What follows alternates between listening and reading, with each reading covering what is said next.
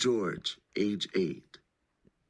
Quit throwing bottles in the street, man, 8-year-old George Jenkins yelled to his older brother Garland. You can't make me, his brother taunted back. He picked up a green wine bottle he found in the gutter and tossed it onto the hard concrete of Muhammad Ali Avenue in Newark, New Jersey. It shattered into dozens of glistening fragments that shimmered in the sunlight. Suppose a car runs over the glass and gets a flat tire, George asked. Garland was almost 10, and George didn't think he acted his age. Too bad for them, Garland said as he tossed another bottle. Hey now, look at that one. 2 bounces and a smash. He cheered as the brown beer bottle exploded and shattered. Hey man, I'm out of here. I ain't gonna be late because of you. George glared at his brother before hurrying off in the direction of Louise A. Spencer Elementary School. Garland, he noticed, headed off in the other direction, once again skipping classes for the day. George loved school, even though it was located in what was described as the inner city.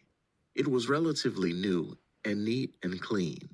His third-grade teacher, Miss Viola Johnson, was a tiny ball of energy with a high-pitched voice and the same honey-colored skin as George's mother.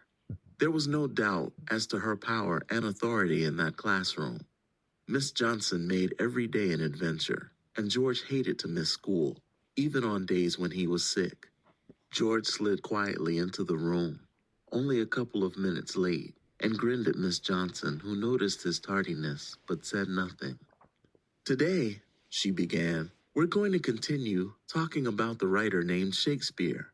How long ago did he live? She asked the class. 400 years ago, they responded immediately. How many plays did he write? 37. George had no idea that Shakespeare was not usually taught in 3rd grade. Miss Johnson simply offered it, and George, as well as the rest of his class, absorbed it. What was so cool about this Shakespeare dude, Miss Johnson? A boy named Richie wanted to know. George wished he just would shut up so Miss Johnson could talk.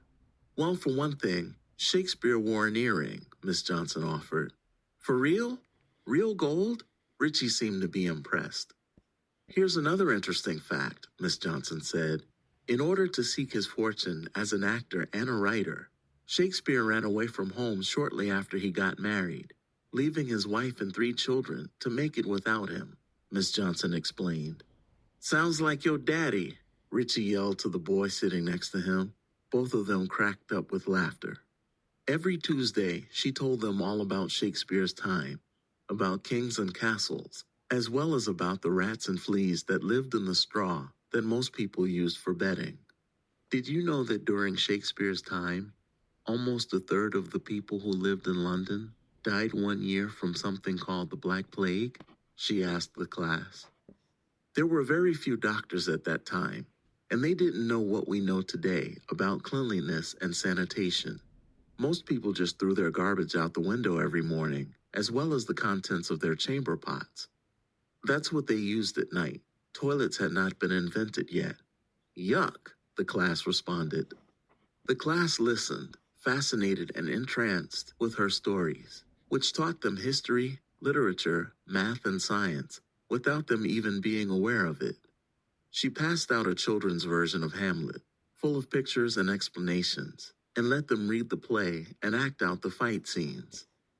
Every day went quickly in Miss Johnson's class, but she often stayed after school with them to make cookies or build projects.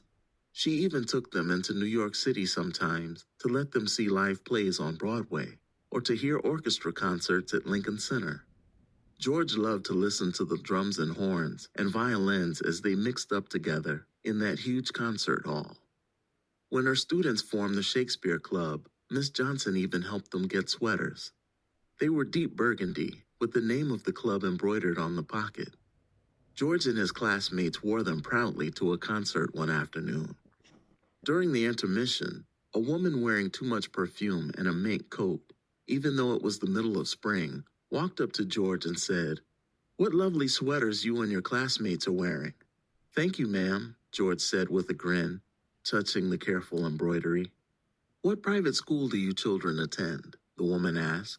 Miss Johnson walked over to the woman and said proudly, These are students from Louise Spencer Elementary, a public school in the Central Ward. But they are so well behaved, the woman said with surprise. Isn't that school in the ghetto? Miss Johnson gave the woman a look that could have melted that mink coat and led her students away. George looked back at the woman with hurt and confusion. He wished he could have tripped the smelly old lady. On the way back home from this trip, George, always the quiet kid, sat alone on the bus seat. Mind if I sit next to you, George? Someone asked. He looked up, pulled his long legs out of the aisle, and smiled at her. Sure, Miss Johnson. Did that woman upset you? She asked. George shrugged. I don't know. She smelled like mothballs. There will always be people like that, you know, Miss Johnson explained. Yeah, I know. And you can either let them hold you back, or you can ignore them and go on and do your thing. Yeah, I know. George didn't want to admit how much the woman's words had hurt. He changed the subject. That was a good concert, Miss Johnson. I think it's really cool that you take us to stuff like this. Perhaps when you go to college, you can learn to write symphonies or plays of your own, she said. College? I never even thought about it. To George, the idea of college seemed like something foreign and vague, like going to China or the moon.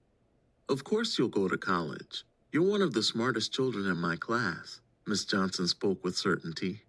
I have high hopes and great expectations for you, George. Maybe you do, but some kids think it ain't cool to be too smart, you know? George told her. That's the dumbest thing I ever heard, Miss Johnson said loudly. The other kids on the bus looked up to see what had upset her. You don't understand, George said quietly. It's hard to fit in with your boys if your grades are too good. Nonsense, Miss Johnson replied. You don't really believe that. George grinned at her. Yeah, I guess you're right. I guess I really don't care what they think of me. College is cool, George. If you can fit in there, you've got it made. Doesn't it take a long time? George asked, chewing on his lip. He felt a combination of excitement and wonder.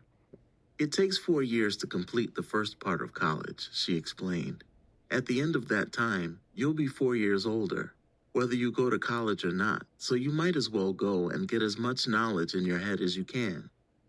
George looked out of the bus window and thought about what she had said. As the field trip bus got closer to his neighborhood in Newark, he looked at the tall, poverty-ridden high-rise apartments, like the one where he lived in, the boarded-up and defeated stores, and the trash all over the streets. I don't know how, he said quietly, helpless in his lack of knowledge. Miss Johnson didn't laugh. However, she just smiled and said, It's not very hard. Just do your best. Keep your nose out of trouble, and one day the doors will open for you. For the first time, George could see a glimpse of light, a spark of hope and possibility. College. What a cool idea.